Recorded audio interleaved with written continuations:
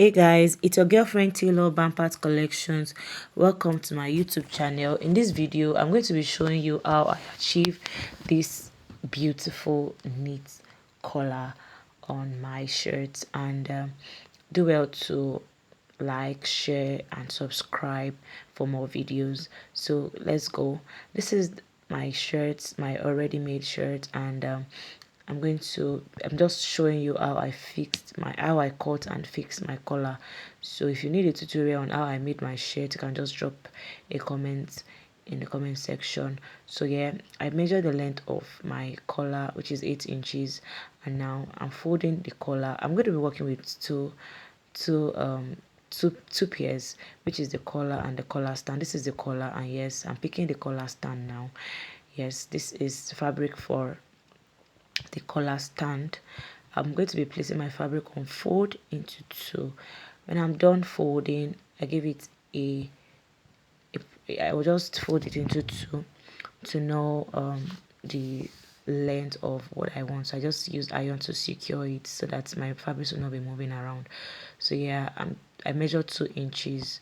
It is I'm supposed to use 1.5, but then I used 2 inches because of the sewing allowance. So when I'm done sewing, it's going to go back to like 1.5 inches. So depends on how you prefer your collar stand, or mine I use 2 inches. And so I am trying to put in my measurements, my neck measurements, the wideness of my neck on fold. So this is my neck measurement plus sewing allowance, half-inch sewing allowance, and I give it a cuff to the top upper part of the collar stand because I want that curved effect at the edge of my collar. So now that is what I'm doing, and when I'm done cutting, I'm just going to go straight to my collar. And now this is the collar. I'll measure 3 inches. I measure the length, which is 3 inches. I use 3 inches for the length of my collar, and I'm going to impute the breadth of the measurements. I was going to be using, I used 7.5 inches because of my sewing allowance, because it can't be the same with the collar stand, and I use it at the top, then slant it downward. So now after that, which I'm going to cut the material, I'm going to cut my the parts where I needed. I'm going to cut that out. So when I'm done, I'll place both the collar and the collar stand on my interface. When I'm done, I'm going to place both on my interface. So this is my interface, this is my collar and my collar stand. So I place both on my interface, and I'll give it a hot press.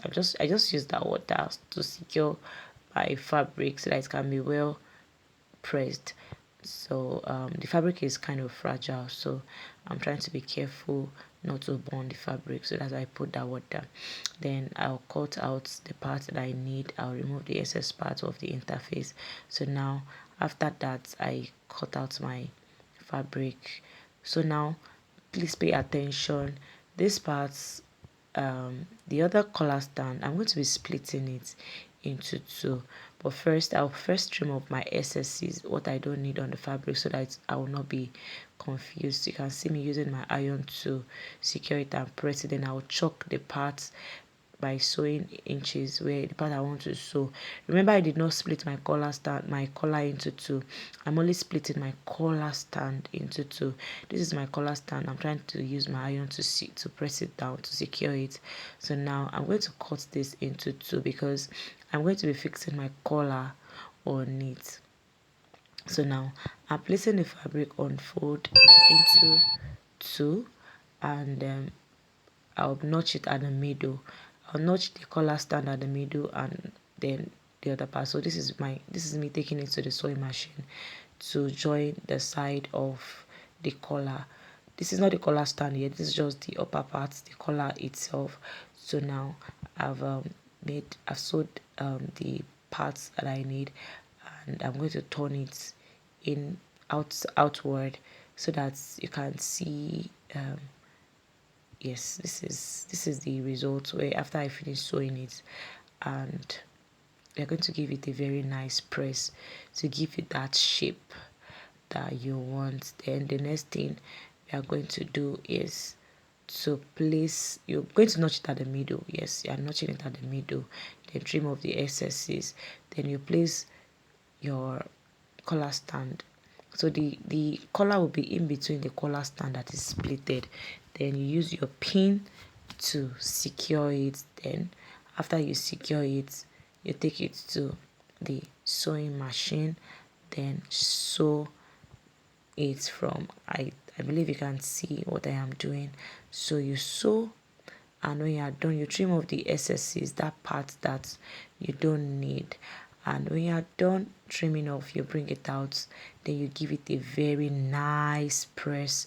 You make sure that you put both sides together to be sure that it is equal and it is well stitched. So this is both. I'm trying to put it together to be sure that it is equal. So you can see that our collar is taking shape already. Then what I did was to fold one part of my collar inward, because I'm going to put one part at the back and the other one I'll sew the part on top. I'm going to show you what I did in that place. You can see that one part is longer than the other part. Then you notch at the middle. When you notch at the middle, you pick up your shirt and place, you pick up your shirt, you fold into two as well, you notch at the middle, you put both part that was notched together, and you take the fabric to the right and to the left and be sure that it is equal. Then you take it to the sewing machine and you sew the first part that is longer is the one that is coming first. You place your fabric behind the shirt first, the part that is longer on the back part. Then you turn to the other side, then place your fabric on the other side. So you can see what I am doing here. You place it on these parts. Yes, then when you are done, you sew, you secure, you make sure that it is equal and it is neat. So when you are done with this, you take it back to, yes, this is the part where you sew it properly. Then when you are done, you just use your machine to secure that part from that curved part to the middle of your collar, then secure it back to the other side, and you take it back to the table and iron it properly. You can see how beautiful our collar is looking. So this is the result of the color that we fixed. You can see how beautiful it is.